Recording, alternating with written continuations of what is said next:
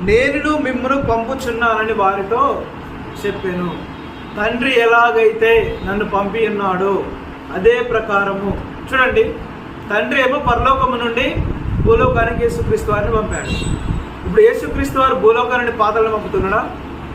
Yes, పంపుతున్నాడు. వాస్తవమే. ఎందుకో తెలుసా?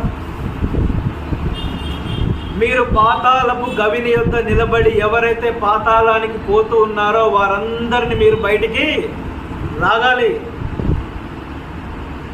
ఎవరైతే పాతాళానికి వెళ్ళిపోతూ ఉన్నారో, చెరలోనికి వెళ్ళిపోతూ ఉన్నారో, అగ్నిగుండంలోనికి వెళ్ళిపోతున్నారో, నరకపు గవినిలోనికి ఎవరినైతే వెళ్ళిపోతూ ఉన్నారో వారందరినీ ఈ మార్గంలోనికి నడిపించండి.